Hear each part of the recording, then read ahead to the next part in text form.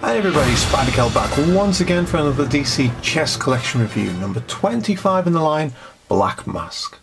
Now I'm going to go off on a little slight tangent to begin with, so please do bear with me. I recently did my Red Hood review. I say recently, it was possibly about a month ago. But when I did that review, I had a couple of comments underneath by a few people. I can't remember who it was that commented me about it. I'll put your names up here just to say a quick thank you. So thank you to these people for commenting on this. And what they said was that if I enjoyed the Red Hood character so much, I should give the DC Universe movie Batman Under the Red Hood a try. The reason I'm saying thank you is because when they said that, it made me realise I actually already had it. I got this given to me by my parents on Christmas last year. They gave this to me and it was one that I really wanted to watch. And I brought it home along with everything else I've been given, put it on my DVD shelf, and I forgot about it.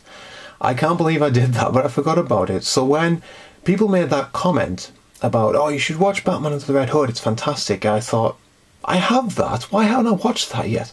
And it made me sit down and watch this, and all I can say about it is, oh my God, it is incredible. What a fantastic story. Now, what has this got to do with the Black Mask, you may ask? Obviously, one of the biggest things about it is that Black Mask is one of the larger characters in this. And in watching this, it made me realise a great deal about the Black Mask. Because, I'll be honest, I don't know a lot about him. I know about him, I know kind of who he is, what he does and so on. But he's not one of those characters that's hugely influential. He's no Joker, he's no Red Hood, he's no Batman. You know, and it's just something that kind of makes you go, oh, that's who Black Mask is. And so I just wanted to mention that. I also wanted to put it up to say thank you to those guys for reminding me about the fact that I have a really cool DVD that I hadn't watched yet. So thank you very much. But yeah, in that movie, I really enjoyed the Black Mask character. I just really thought his character and his voice actor were just really, really well made. One of the things about Black Mask that I enjoyed reading about in this comic as well is how he became infatuated in buying lots of different masks and face coverings, in so much so that he spent all the money. I believe his parents died and left him a lot of money, and he pretty much blew all that on all of these fancy masks. So he lost it all in the end. Then he devised a way of making a new one by taking his father's black ebony coffin lid and carving the Black Mask out of it. That is pretty much all you can say to set up this character. That's pretty much all it is. And each time that he hired people or thugs or hoodlum, whatever you want to call them, people to work for him, he would get them to wear masks. And that's pretty much it. He is a kingpin of crime. He is basically a crime lord that runs into Batman, knocks heads with all the other crime lords that you get, like your Rupert Thorns and things like that. And he's pretty much, that's all there is to him, in my view. He's not a very, very big piece, and it's probably why he's only a pawn in this, you know, even though he is kind of like a crime syndicate or a crime lord, if you like. He's only still a pawn because there's people out there who are much, much bigger than he is. You know, he tries to be something quite big and just doesn't seem to quite make it, you know. That's just in my opinion, you know, and it's just the impression that I got from this movie by the fact that he's trying so hard to beat the Red Hood and beat the Batman and just doesn't get anywhere, to the point where he kind of like when, I always like that scene where Red Hood, doesn't he fire a bazooka or something into the office and it blows up and Black Mask just runs. I really enjoyed that scene. So yeah, it was a character that I didn't know a great deal about until I watched the movie and thought, he's actually quite fun. And that's pretty much it. So the figure itself, we'll get into that piece and we'll see what that's like. Can't you feel it? We're stuck in the damn crossfire.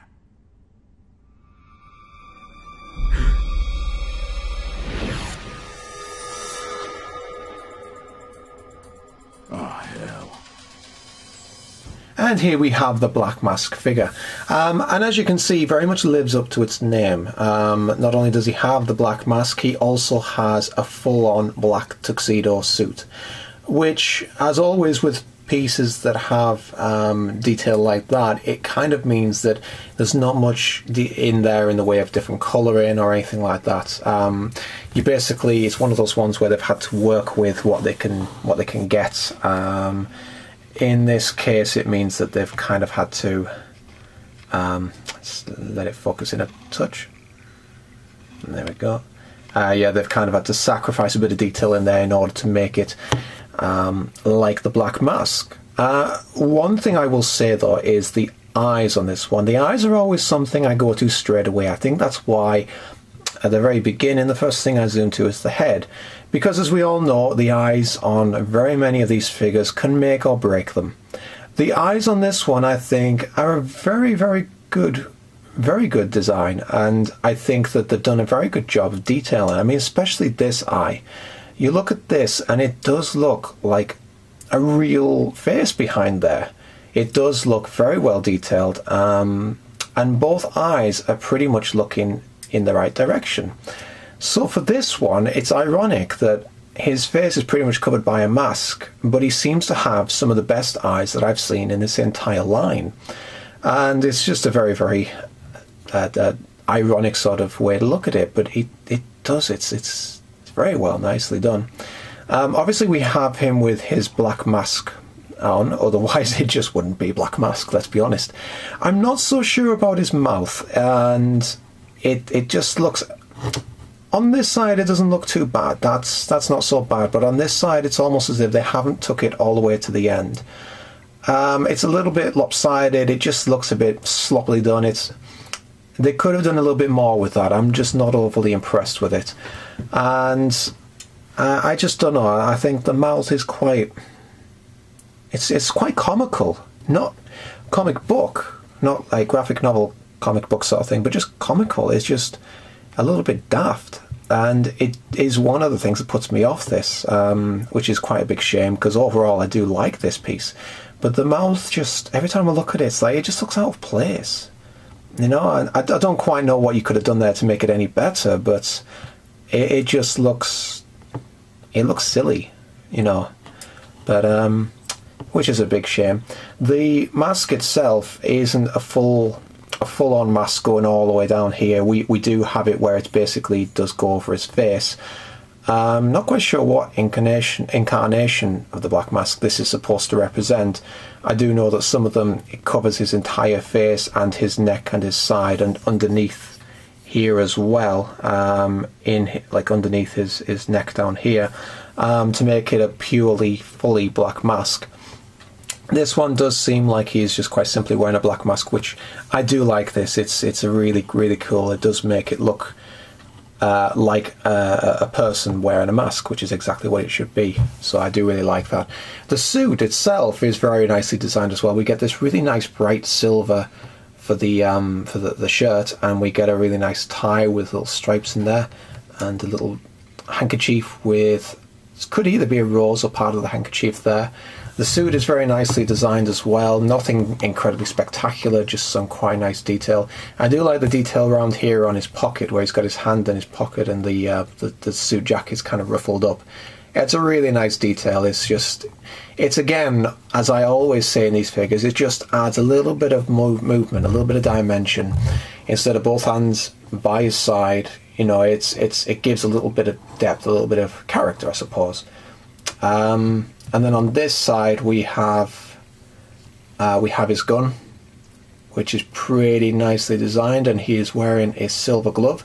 And what I do like about this is just in here, they didn't even need to do this, but you've got a very slight hint of his flesh to differentiate where the glove ends and his shirt begins.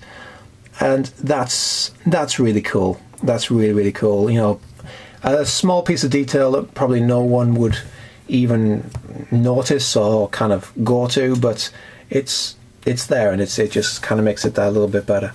His trousers, just pretty much his trousers, some nice details, some nice ruffles in there, and then down to his shoes, which are black shoes. What more can you say? And once again, another really nice Joker base piece. And yeah, it's just overall a very, very nice figure.